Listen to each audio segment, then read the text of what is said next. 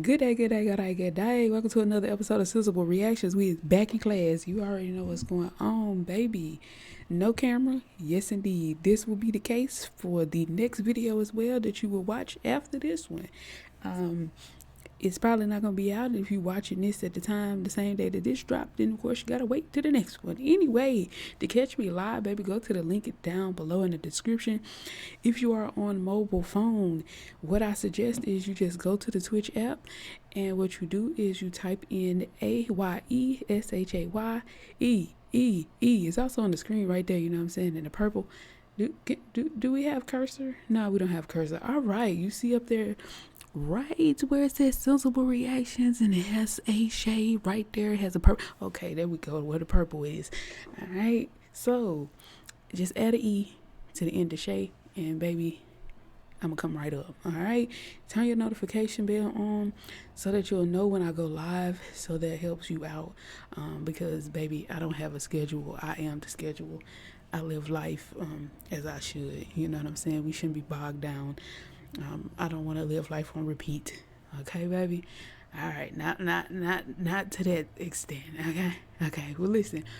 We're about to get into another episode of Sensible Reactions, and we have another psychology. Okay, you already know what's going on when you see that classroom, baby. So, this is the power of motivation, and what I want to motivate you to do today is to keep going no matter what. Because though I don't have a camera, guess what? We still going, and we still getting this information out. So, I will appreciate you for being here and for listening. And let's go ahead and get into it, baby. Because I don't want to wait no longer. Story. Aaron Ralston was out climbing. You probably heard this story. Aaron Ralston was out climbing in Utah's Blue John Canyon when a giant rock shifted under his feet and he fell, pinning his right arm to the canyon wall. He was stuck, and worse, he hadn't told anyone where he was going. For the next 5 days, Ralston tried to move and chip away at the rock. He ate his remaining food, drank the last of his water. Eventually, he drank his own urine and started videotaping his goodbyes. But then something happened. Ralston had a dream. He saw himself as a father picking up his son, and with that vision, an overpowering will to survive kicked in. He broke his arm bones, sawed through his flesh with a dull pocket knife, and freed himself. Ralston harnessed some of our most powerful psychological forces: hunger, thirst, desire to be part of a family, need to return to the human community. They ignited his tenacity, which allowed him to do an incredible thing. He harnessed the all because he didn't tell nobody where he was going, and it got real, and it sounds like he didn't have no type of communication device on him, though he had food and water, and had himself in a situation he probably shouldn't have been in to begin with. But bravo, my boy, because I am definitely understanding of that thing of, baby, when you gotta just get it done, you just gotta get it done. I don't know at what age that fully kicked in. I gotta really talk to my mama, because I know at first, girl, for the first couple years, I was a little soft in my feminine energy. Nah, it wasn't just my feminine energy. Don't take that, don't take that and run with it. But no, I was definitely timid, in ways in my earlier years that I had to really grow out of, because I was going to say I had that dog in me always. I don't want to use that. I don't want to use that terminology, but I always had willpower, and it did always exist. It's just I didn't know when I can use that power, and I had to learn that on my own, as I was kind of going through life. Because you know how you'll have, and I'm pretty sure she did help me through quite a few things, because I don't think a lot about my past as a child to recall any certain lessons, because there's not a lot of things that stick with me in such a way. I wish it did, but honestly, I feel like I decided to block out a lot of things because it came with a lot of just stuff that I can't undo, because it went on me to do in the beginning. I was just what they call a byproduct, you know what I'm saying? I was just in alliance with the thing that was happening at the time in my environment. So anyway, I did grow to become who I always was, and learn the strength that I actually have. And I've had a few times where I've had to just get it done, baby. One I can speak of really fast is my arm, man. I skirt this arm up, boy. I tell you. And that bandage wrapping, man, rewrapping, like having a motorcycle accident and you burnt up all your skin, man, that's just no joke.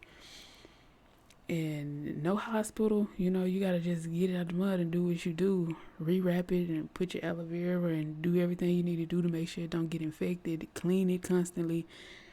That shit was a real struggle, and it was so, oh my God, painful. Taking that goddamn on wrap off of there, man, and having to get some water on that thing. I'm looking at it now, y'all. Hear me? Yeah, I'm looking at that. Why? Ooh, I tell you. So, yeah, I definitely know when you gotta just get it done, man. You just gotta get it done. Sometimes it hurt like a motherfucker, man. But I'm so thankful. I've just learned to nurse and care for myself throughout my life in a way that I never thought that I would have to, but I have had to. And it's taught me a lot about healing, man. Our bodies, our minds, our spirit, bro. When you can learn to heal yourself, like when, and you, boy, I'm telling you, the power of motivation.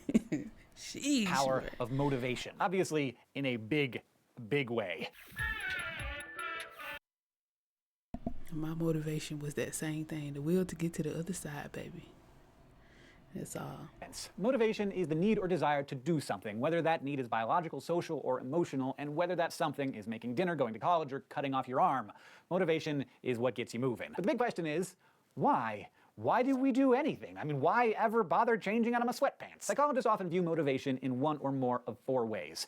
On their own, none of these theories is perfect, but taken together, they help us understand what drives us. Let's start with the first theory, an evolutionary perspective. For a while, in the early 20th century, it was popular to think of all behaviors as instincts, or innate drives to act a certain way. But this so-called instinct theory was misguided, in part because the presence of a tendency doesn't always mean it's supposed to be there. Like, we can imagine why a bunch of people might start rioting at a heated soccer match, but to say that they're supposed to, a little short-sighted. Evolution is a far more complex, chaotic, and interesting process than that. Plenty of behaviors could just be accidents of evolution. Late paleontologist Stephen Jay Gould called these accidents spandrels, or traits that rather than being adaptive, just stuck around as byproducts of other processes. Today, we define instincts as complex, unlearned behaviors that have a fixed pattern throughout a species. For example, dogs instinctively shake their...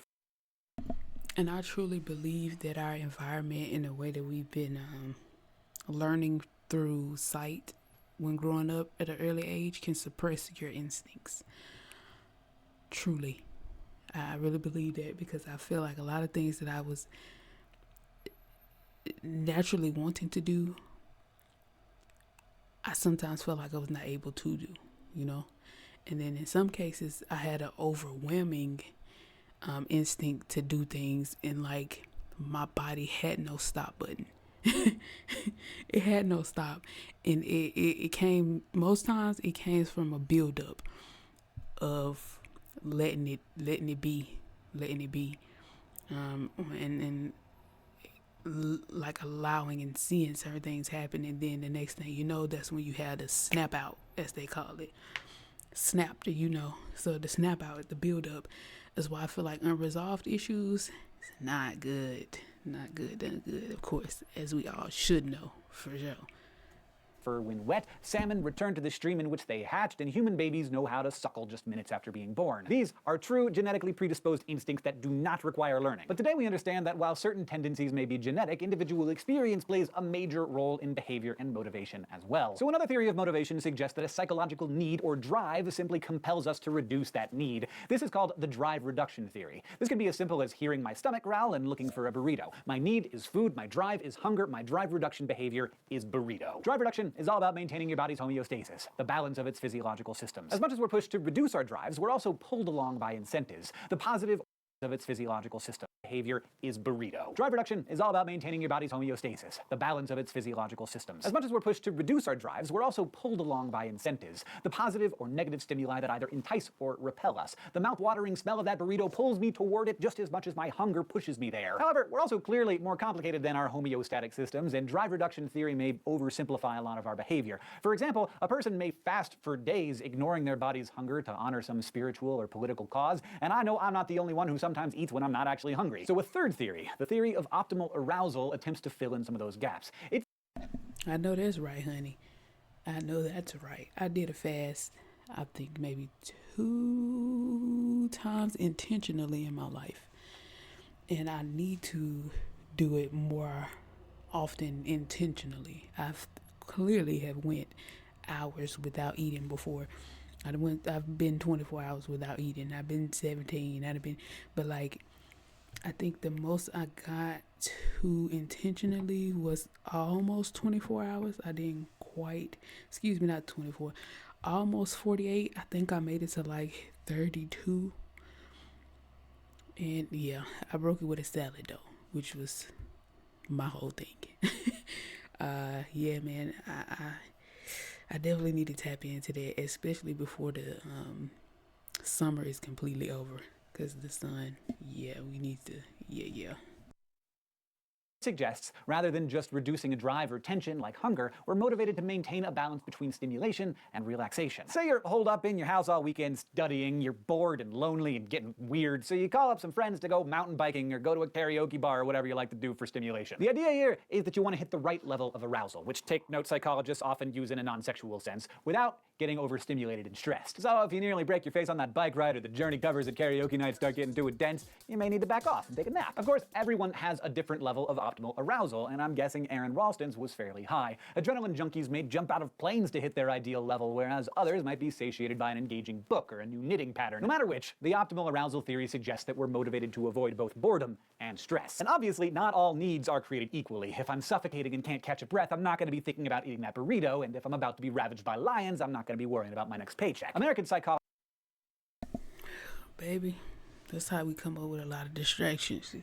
Where we just stated, if you watch the last crash course, distractions. Indeed, distractions. You gotta tighten up, cause baby, our body naturally want that hit. So we gotta, hey. And when I say we gotta, this is for the people who desire to quote unquote lock in.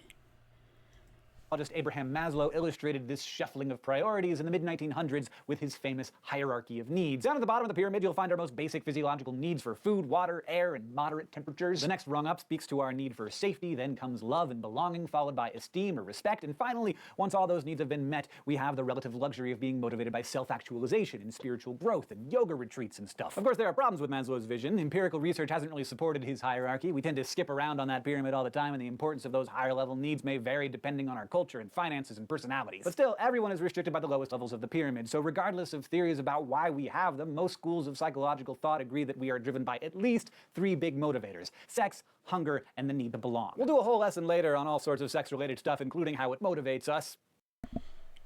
Yeah, please explain to me, because I'm trying to understand how it's motivating, because it hadn't really motivated me to do anything. Unless you're telling me sexual energy in terms of creativity, you know what I'm saying, in a non-reproductive way. There's a lot there. For now, let's just say that sexual motivation is how we promote the survival of our species through recreation and or procreation, both of which help human communities bond and expand. Without it, none of us would be here today thinking about burritos and severed arms and sex and stuff. Internally, we are biologically driven to knock boots by our sex hormones. We're also motivated by psychological and socio-cultural influences ranging from suggestive external stimuli plastered all over billboards, magazines, and TVs in the form of, like scantily clad bodies sprawled out on beaches, to more genteel desires like love and family or adherence to personal, religious, and cultural values. Sex is a big motivator, but it isn't precisely a need. No matter what anyone has told you, people do not die without it. Hunger, though. After air and... Exactly. Because some of y'all, I was just having this conversation. I believe, yesterday. Some of y'all act like it's the end of the world. Yes, that's the question I asked. How often, or was it today? It might have been today. I don't know. How often do you think a person is supposed to be having sex? Include yourself as a single individual. I know this answer, of course, varies. It's a lot of different factors that goes into this. But like from a standard standpoint, what do you think? Water, food is our body's greatest need, and thus obtaining food is one of our greatest motivations. Hunger may seem pretty simple, eat food, stay alive, but physiologically and psychologically there is a lot going on, and like so many things, it starts in the brain. The sensation of hunger usually begins with a drop in your blood sugar level. Glucose is our body's primary source of energy, and while you might not initially feel it drop, your brain will. Your hypothalamus monitors your blood chemistry and responds to both high levels of the hunger hormone ghrelin and low levels of glucose by triggering that feeling of hunger, reminding you to eat something. I am in fact experiencing it right now. Once you've eaten that burrito, your metabolism takes over, converting that food into energy, but while our physiological need for calories varies depending on our body size and composition, your gender, and your age, our hunger is also shaped by our psychology, culture, and mood. And these factors don't just rule when we're hungry, they also guide what we're hungry for. Biologically speaking, most humans and many other animals have a genetic And also, and I'm not gonna put a disclaimer here, but also I'm wondering, is this the case when you're going through your menstrual cycle? Because if the blood levels get low, it also seems when you get hungry, when you become hungry, it's like the body is definitely losing energy. There we go.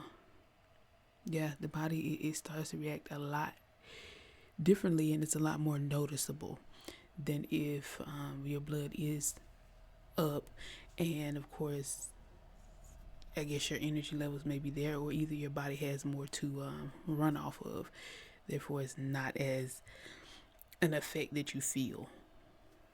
And for the girls with the low blood, you already understand what I'm talking about.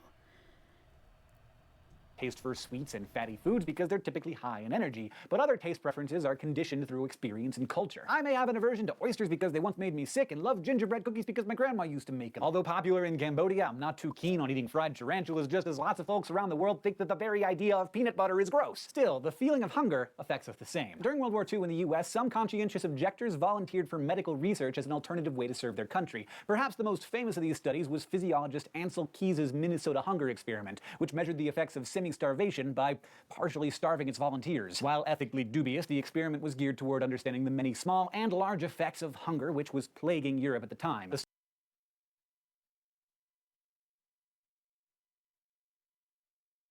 Hold up, y'all. Let's see first. If it's too long, we're not doing that. Okay.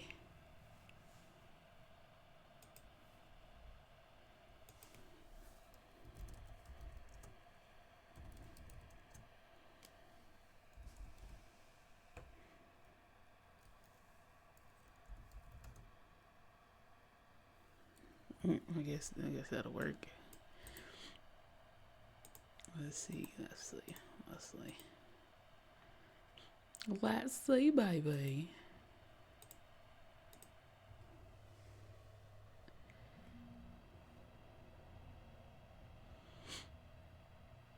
Yeah, we don't have time for the long drawn out, so let's start here.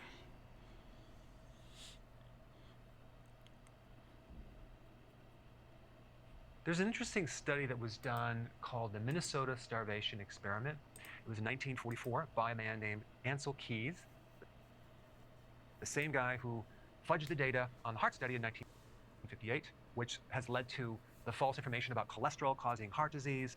That's the same guy who did this experiment. What Ansel Keys did in the heart study is he omitted data because he only gave you the data that aligned with his premise, okay, that cholesterol is bad and it clogs the arteries. He omitted a lot of other Well, that's what a lot of people do when they do all these studies, which is why I've stated before, man, y'all can't just only go by these statistics and this data with these scientists and these people who are doing these experiments and these studies, because it's a lot of different factors, man, and also it's a lot of different what you believe.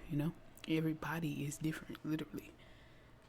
And it clogs the arteries. He omitted a lot of other countries that showed no relationship between the cholesterol and heart disease. And that's just another classic example how certain researchers can manipulate data to look a certain way. Now with this experiment, it involved over 36 men over a course of a year.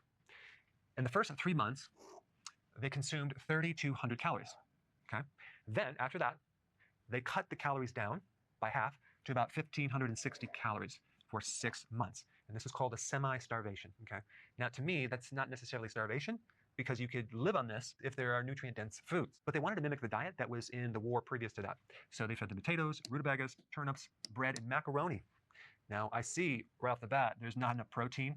There's definitely not enough essential fatty acids, and there's definitely not enough vitamins or minerals in this diet. And over 6 months, it's going to create some serious nutritional deficiencies. It's not the starvation. It's also going to start to cause some serious problems. First of all, we already bread and macaroni, potatoes, them three alone is the same. Like, you're going to be starched out. And if you're a woman, The calories that I see is the problem. It's the starvation of the nutrients. Then after the 6 months, they put them on a restricted rehab period, and they beefed up the calories to 2,000 to 3,200, okay, where they fed them more protein, more vitamins, and so now they were feeling better. And then after that, they put them on an unrestricted rehab period for a short period of time where they pretty much can eat whatever they want. But here's the outcome. They were exhausted, irritable, bored, cold. This would be a thyroid problem, okay, because you're starving the nutrients. We've talked about that in other videos. Decreased libido, craving food like crazy. They even resorted to stealing food, okay? And as the icing on the cake, it destroyed their metabolism. Okay, the metabolism went way, way down. And this is very similar to some of the diets that are out there that people go on, which are low-calorie diets. When you're on a healthy keto plan and you're doing intermittent fasting, your energy goes up, okay, especially if you're doing healthy keto. You're not going to be irritable. Your mood's going to come way up. And you're probably going to find that your libido goes up. You're not going to crave food. Your hunger goes away. You're probably not going to end up stealing food because you're not hungry. And your metabolism is going to be fine. So that is the benefit and the unique distinction between healthy keto and fasting versus a semi-starvation, typical low-calorie diet that a lot of people actually go on, which they don't really pay attention to the quality of food. So I put a link down below for the actual study, but I want to just point this out because many people that do fasting do not do healthy keto, okay? And they end up with problems, and it's totally unnecessary. So what we can learn from this is the importance of nutrient-dense foods and all of the side effects that we can prevent. And also, if we're trying to do this with weight loss, the last thing we want to do is destroy the metabolism. Thanks for watching. So if you want more knowledge on how to create a healthy body, well, that's good to know too, because that goes back to the conversation I was just having in regards to fasting, because baby, that is definitely an important thing. It depends on what you are, of course, not going to be consuming during this time. For me, when I fast, it was like no food whatsoever. I was just only drinking liquids, and my form of liquid at the time was tea and water, and maybe fruit juice. Natural fruit juice 9 times out of 10. So yeah, because my intention was to make sure I'm not having any sugar, not having no bread, not having any of that. But I do need to do a very specific type of fasting, and I'm interested in trying this out now that I think about it in the wintertime, because the winter is a time where we are our bodies are definitely in a different state, and my body in general is in a different state for sure in the wintertime, because I'm a winter baby. So I'm interested in seeing how that goes, especially from an energy standpoint. I'm really wanting to know how that would work, and just to see how much energy you really do get from your food, especially with not being able to have any contact with any sun. So yeah. Measured the effects of semi-starvation by partially starving its volunteers. While ethically dubious, the experiment was geared toward understanding the many small and large effects of hunger which was plaguing Europe at the time. The study started in 1944 by feeding 36 young, healthy men a normal diet for 3 months, then halving their caloric intake for 6 months, then slowly rehabilitating them to normal weight during the last 3 months. They ate mostly wartime foods like root vegetables, bread, and pastas, and were required to walk 22 miles and participate in various work and educational activities for 40 hours each week. The goal was to see a 25% drop in body weight during the starvation period. And as you can imagine, the changes were dramatic. The men became gaunt and listless and showed a decrease in strength, heart rate, and body temperature. But the cycle... You're feeding them you're feeding them things that would make them sluggish and tired, and then you're overworking the body to burn it off, and it has nothing to replenish itself with. What are we doing? I thought he was going to do starvation, like, from a real sense of starvation. Like, if you know what real starvation is, and you come from the trenches of understanding, not necessarily that you may have had to go through it, but you understand what going without looks like for people, then you know what real starvation is. You know what I'm saying? So yeah, and starvation and fasting could be different because, see, my definition of fasting honestly is going without anything except for pretty much water. And I know some people's level of fasting can go to no water either. So yeah, was that the man? I come across a video of a man who has not drunk water in, girl, it was quite a few years. He was quite a few years, girl. And I also think it was a man who didn't eat anything either. They both were very, very thin. I think the dude who drank water had more body weight, or body fat, whatever. He had more muscle. There we go. Than the guy who did not eat, if I can recall correctly. But they were in a different country. Clearly, no disrespect to no disrespect to the U.S., but like, be for real, mothers love to eat. Okay, all right. Logical effects were perhaps even more dramatic. The men became totally obsessed with food. They dreamed about it, talked about it all the time, read cookbooks. They lost interest in sex and jokes and social activities. They were irritable, anxious, and depressed. In the end, they were all rehabilitated, but the study gave us some understanding of the devastating psychological effects of starvation. It also showed us something of the social effects as men withdrew from one another and isolated themselves. As one fundamental need was frustrated, these men experienced the decline of another, the need to belong. Humans are social animals. Evolutionarily speaking, it's fair to say that social bonding has helped us survive. It's a tough world out there, and we've got a lot better shot at thriving if we're sharing resources and responsibilities, protecting and supporting each other in groups. That isn't to say you need to be joined at the hip with everyone. Our social needs have to be balanced with our autonomy, our sense of personal control, so we feel both connected and independent. But sometimes we're denied that sense of belonging. We've all experienced the pain of being ignored or rejected at some points in our lives. It's worse than just about anything. The evidence for this is abundant. One recent study suggested that teenagers who had a sense of belonging to their community had better health and emotional outcomes than those who didn't feel like they belonged. Cultures all over the world use ostracism or social exclusion as a type of punishment. Whether it's kids in timeout, adults in exile, or prisoners in solitary confinement, separation feels like a punch in the gut. Never underestimate the power behind what motivates us. The need to survive, the need to belong. If you can harness that motivation, you can do just about anything. Listen, it can feel like that, man, but like, realistically, and I completely understand. I'm not downing at all having a social life, because I would definitely, of course, prefer to have people. And ironically, somebody I was following on TikTok, they just posted a video, and I think I might have watched it last night, if not it was today, about them not having this is how she put it. She said no roster, no friends. And I'm like, listen, it be like that. Oh, and no family. I'm like, it be like that, because though for me personally, you know, a small portion of those three things, you know what I'm saying, actually exist a bit. But from what I came from to be here, it definitely is like isolation. It's definitely like isolation, but for good cause, because it's a lot of things that I don't even have to deal with as an experience that I've already dealt with in life, and it's not anything that I need to be learning a lesson about, because I clearly understand what the hell is going on. You know what I mean? So yeah, man, but it happens when it happens. You know, some people go through life and, you know, they have that social factor and they feel like they can't isolate from people, and then when they finally do, it's like the best thing that they've ever done, and those people go on to not have anybody in their life for years and years, man. And hey, it be what it be. And then you got the people who start out social and then decide to alienate themselves, or just learn that, man, people, from my standpoint, learn that it's not about having people around, it's about having quality people. And it's not about having a large quantity of people, it's about having a decent quality of quantity of people, you know?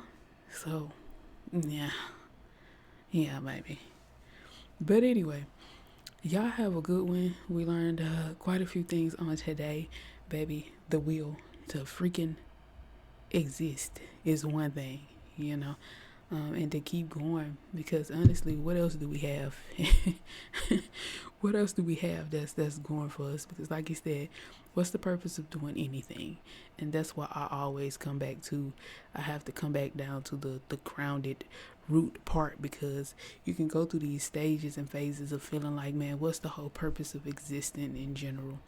And then you gotta just tap in and start to love life again, and remember what you have been doing and what brought you joy, and understand that even if you tried to get yourself out of here, it ain't a guarantee that you're gonna even be able to do it, because it may not be meant to happen. You know what I'm saying? So you are here for a reason. You just got to get to it, you know. You got to get to some type of understanding and root yourself back into your why of why you're doing whatever it is that you've been doing, that you've been passionate about.